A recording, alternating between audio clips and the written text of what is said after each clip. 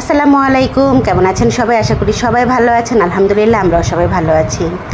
আজকে আমার এই ভিডিওতে আমি আমার পার্সোনাল কিছু অভিজ্ঞতা আপনাদের সাথে শেয়ার করতে চাচ্ছি। পার্সোনাল অভিজ্ঞতা বলতে মানে ভেরি রিসেন্ট এই অভিজ্ঞতাগুলো হয়েছে। সেটা হচ্ছে কোটা সংস্কার ছাত্র আন্দোলন নিয়ে। তো সেই আন্দোলনে মানে আমি আমার চোখের সামনে অনেক কিছু দেখছি। মোটামুটি টুকটাক অনেক ঘটনা ঘটছে আমার চোখের সামনে, যেগুলো আমার কাছে খুবই মানে খারাপ লাগছে আর কি। আর এই অভিজ্ঞতাগুলো আমি জীবনে কোনো দিন ভুলতে পারবো না, অন্তত মৃত্যুর আগ পর্যন্ত তো নাই। তো ভাবলাম যে আপনাদের সাথে একটু শেয়ার করি। সেটা হচ্ছে যে গত কয়েকদিন আগে কিন্তু আমি আপনাদের সাথে একটা ভিডিও শেয়ার করছিলাম। সেখানে 17ই জুলাইয়ে আমাদের সাথে কি হয়েছিল সেটা নিয়ে একটু মানে কথা শেয়ার করছিলাম আপনাদের সাথে, যে 17ই জুলাইতে আমাদের দোকানে অ্যাটাক হয়েছিল আর কি। তো আপনাদের ভাইয়া, তারপরে আমার দোকানের কিছু মানে কর্মচারী আছে, ওদের গায়েও আঘাত লাগছিল। সেটা নিয়ে কিন্তু বিস্তারিত একটা ভিডিওতে আমি বলছিলাম। আপনারা যারা যারা দেখছেন তারা তো জানতেই পারছেন। তারপরে 17ই জুলাই থেকে কিন্তু প্রতিদিনই আন্দোলন ছিল। আমি কোনোদিন ভাবতে পারিনি মানে আমাদের এই এরিয়াতে মানে এতটা বিশাল আকারে হবে মানে আন্দোলনগুলা। ফেসবুকে তো দেখছি, ফেসবুক, ইউটিউব, গুগলে এগুলাতে দেখছিলাম যে ঢাকা শহরের মধ্যে অতিরিক্ত মানে আন্দোলন হয়েছে। বাট আমাদের এইখানে যে এতটা হবে সেটা আমি কখনো ভাবতে পারিনি আর কি। তো 17 তারিখ থেকে আর কি শুরু হয়েছে আন্দোলন, 17ই জুলাই থেকে আন্দোলন শুরু হয়েছে। তো আমি একটু 4 তারিখ আর 5 তারিখের ঘটনাটা একটু বলি। 4 তারিখে তো কি বলবো, 4 তারিখে এত পরিমাণ মানে আন্দোলন শুরু হয়েছে, মানে এত পরিমাণ সমাবেশ হয়েছে, বিক্ষোভ হয়েছে, মারামারি হয়েছে, গোলাগুলি হয়েছে, এমনকি গুলির শব্দ পর্যন্ত পাইছি আমি।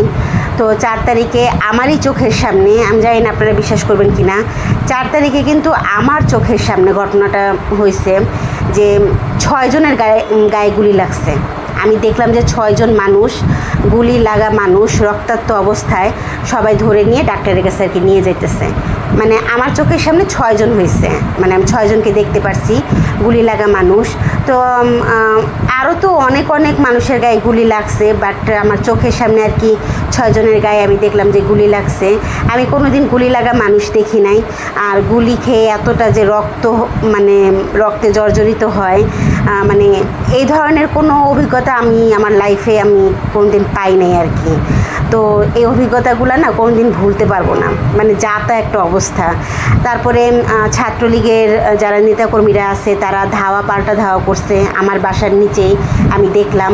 তো আমি সহ, আমি তো আছি, আশেপাশে তো আরও অনেক অনেক অনেক মানুষ আছে যারা নাকি ভীত হয়ে মানে ভয়ে ঘরের মধ্যে জানালা দরজা লাগায় বসে আছে। যেমন আমি দরজা জানালা লাগায় আমার ছেলে মেয়েকে নিয়ে বসেছিলাম। আর আপনাদের ভাইয়া তো অনেক দিন দোকানই খোলে নাই, মানে সকালবেলা যাও একটু দোকান খুলছিল, ভয়ে আবার দোকান বন্ধ করে দিয়েছে, এরকম হয়েছিল আর কি। তারপরে মানে এত পরিমাণে ধাওয়া পাল্টা ধাওয়া হয়েছে 4 তারিখে বলে বোঝাতে পারবো না। পরবর্তীতে আর কি রাতের বেলা যতটুকু জানতে পারছিলাম যে অনেক অনেক মানুষ গুলি খাইছে আর কি, গুলি করছে আর কি। এরা পুলিশ না, যতটুকু জানতে পারছি পুলিশ না, এরা হচ্ছে ছাত্রলীগ, আওয়ামী লীগের নেতাকর্মীরা আর কি গুলি করছিল ছাত্র জনতার ওপর। তো অনেক অনেক মানুষ নাকি গুলি খাইছে। তো দেখতেই পাচ্ছেন আমার বাসার যে জানালার গ্লাসটাও ভেঙে ফেলছে, ইট দিয়ে ভেঙে ফেলছে। তো এইখানে হলো মানে জানালার সামনে আমার আলমারিটা, তো আলমারির জন্য আর কি ভিতরে মানে বাসার ভিতরে আর কি রুমের ভিতরে আর কি পড়ে নাই পুরাপুরি। তো দেখতেই পাচ্ছেন কি পরিমাণে ক্ষতি করছে। শুধু আমার এখানে না, মানে আমি যে বাসাটায় থাকি এই বাসায় হলো 2 তলায় 3 তলায় 4 তলায় আর কি এরকম ইট দিয়ে মেরে গ্লাস ভেঙে ফেলছে, এরকম হয়েছে আর কি। আর অসংখ্য মানুষ তো গুলি খাইছেই। আর এটা কিন্তু 5 তারিখের ঘটনা, 5ই আগস্টের 5 তারিখে এই ইট দিয়ে এরকম জানালা ভেঙে ফেলছিল, জানালার গ্লাসটা আর কি ভেঙে ফেলছিল। আর 5 তারিখের ঘটনা আমি একটু বলি, মানে আমার লাইফে আমি কোনো দিন পিস্তল দেখি নাই, আমার লাইফে কিন্তু আমি সত্যিকারের কোনো দিন পিস্তল দেখি নাই। এই ফার্স্ট টাইম আমার লাইফে আমি সত্যিকারের পিস্তল দেখছি। মানে এই যে জায়গাটা দেখতে পাচ্ছেন এই কোণার মধ্যেই, এই কর্নারেই মানে জানালা দিয়ে দেখা যাচ্ছে। এই কর্নারেই কিন্তু ছাত্রলীগের একজন, ছাত্রলীগ বলেন কিংবা আওয়ামী লীগ বলেন, যেটাই বলেন না কেন, তাদেরই একজন আমি দেখলাম, আমার নিজের চোখে আমি দেখছি। আমার মেয়ে আর আমি ছিলাম জানালার কাছে। তো আমরা মানে আমি নিজের চোখে যেটা দেখছি যে আওয়ামী লীগ বা ছাত্রলীগের যাই হোক না কেন একজন লোক মানে হেলমেট পরা, শুধুমাত্র হেলমেট পরা, এমনিতে গায়ে মানে জিন্স ছিল, জিন্স প্যান্ট ছিল, তারপরে টি শার্ট ছিল আর মাথায় হেলমেট ছিল। তো হেলমেট পরা অবস্থায় ওনার মুখটা তো আর দেখা যাচ্ছে না, তাই না? হেলমেট পরা অবস্থায় উনি হঠাৎ করে ওনার পকেট থেকে একটা পিস্তল বের করছে। পিস্তলটা মানে আমার যতটুকু মনে আছে আর কি, পিস্তলটা ছিল সিলভার কালারের, সিলভার কালারে একদম ঝকঝক করতেছে। পিস্তলটা বের করার সাথে সাথেই না খুব সুন্দর একটা গ্লেজ দিতেছিল, ঝকঝক করতেছিল।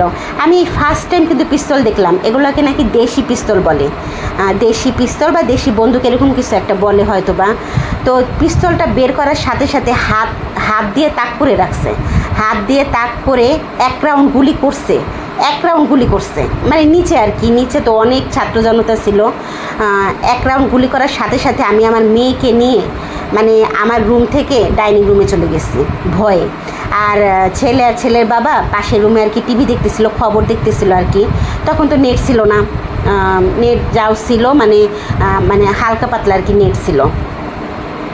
আচ্ছা, টিভিতে খবর দেখতেছে ওই পাশে। তা আমি তো তাড়াতাড়ি করে আমার মেয়েকে নিয়ে ডাইনিং রুমে চলে গেছি। তো ডাইনিং রুমে যেতে যেতে কয়েক রাউন্ড গুলির শব্দ আমার কানে আসছে আর কি। তো যাওয়ার সাথে সাথে আপনাদের ভাইয়াও আর কি পাশের রুমের জানালা দরজা লাগায়ে, তারপরে আমরা চারজনই আর কি সমস্ত রুমের আর কি জানালা দরজা এমনকি রান্নাঘরের জানালা লাগায়ে তারপরে ডাইনিং রুমে আর কি বসেছিলাম আমরা চারজনই। ভয়ে একদম কাবু হয়ে গেছিলাম আমরা, এরকম একটা অবস্থা। মানে আতঙ্ক করে রাখছে আর কি, এত প্রকারের গুলি করছে, মানে অনেকগুলো গুলি করছে, মিনিমাম 10-15টা গুলি তো করছে। আমি তো আর গুনি নাই, যতটুকু আমার মানে মনে হয় আর কি, মানে 10-15 রাউন্ড আর কি গুলি করছে। আর অনেকগুলো মানুষ আর কি গুলি খেয়ে আহত হয়েছে, আহত কি নিহত আমি জানি না সঠিক, পরবর্তীতে আর কি জানতে পারছি। তো অনেকগুলো মানুষ কি নাকি মারা গেছে আর কি, পরবর্তীতে যতটুকু জানতে পারছি রাতের বেলা, 5 তারিখ রাতের বেলা আর কি জানতে পারছি। আমাদের দোকানের সামনে নাকি অন্তত 20-25 জন মানুষ গুলি খেয়ে মরে পড়েছিল, এরকম একটা অবস্থা ছিল। তারপরে আমাদের দোকানের সামনে কিছুটা সামনে যে আমাদের জামে মসজিদের সামনে তো অসংখ্য মানুষ নাকি গুলি খেয়ে মরে পড়েছিল, অসংখ্য মানুষ। মোটামুটি যতটুকু জানতে পারছি, আমি তো নিজের চোখে দেখি নাই, যতটুকু আমি জানতে পারছি যে মোটামুটি 200-250 মানুষ নাকি গুলি খেয়ে মরে পড়েছিল রাস্তার মধ্যে। তারপরে সেনাবাহিনীর লোকজন এসে নিয়ে চলে গেছে তাদেরকে, আমি এতটুকু আর কি জানতে পারছিলাম।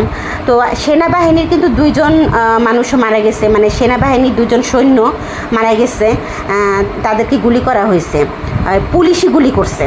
5 তারিখে কিন্তু পুলিশও গুলি করছিল, পুলিশ আওয়ামী লীগের নেতাকর্মীরা এরা সবাই মিলে আর কি গুলি টুলি করছে আর কি। তো পুলিশেরাই কিন্তু সেনাবাহিনী 2 জন সৈন্যকে গুলি করছিল। তো সেই 2 জন সৈন্যসহ তারপরে আরও যে মানুষজন মারা গেছিলো, ছাত্র জনতা যে মরে পড়েছিল রাস্তাঘাটে, তাদেরকে উঠায় নিয়ে চলে গেছে এনাম মেডিকেলে। মানে সাভার যে এনাম মেডিকেল হয় না, সেই সাভার এনাম মেডিকেলে আর কি নিয়ে গেছিলো, যতটুকু আর কি আমি আর কি জানছি আর কি।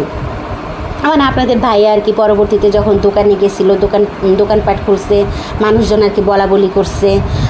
আবার কিছু মানুষ আছে প্রত্যক্ষদর্শী, তারাও দেখছে আর কি। অনেক মানুষ আছে হয় না রাস্তার সাথে, যাদের একদম মেন রাস্তার সাথে যাদের বাড়িঘর, তারা জানালা দিয়ে দেখছে, বারান্দা দিয়ে দেখছে, তারাই আর কি বলছে।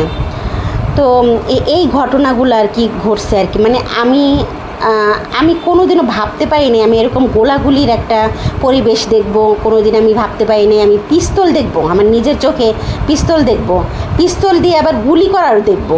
এগুলো তো আসলে নাটক সিনেমায় দেখছি, তো আমি বাস্তবে তো কোনো দিন দেখি নাই, তাই জন্য আর কি এই অভিজ্ঞতাগুলোর কথা আমি কোনোদিন ভুলতেই পারবো না। তারপরে গুলি খাওয়া মানুষ দেখলাম, গুলি খেয়ে কী পরিমাণ রক্ত বের হয় আমি সেটাও পর্যন্ত দেখছি। মানে অবাক করার মতো ঘটনাগুলো ঘটছে, মানে আমি কোনোদিন ভাবতেই পাইনি এই ধরনের ঘটনাগুলো আমি কোনোদিন দেখতে পারবো।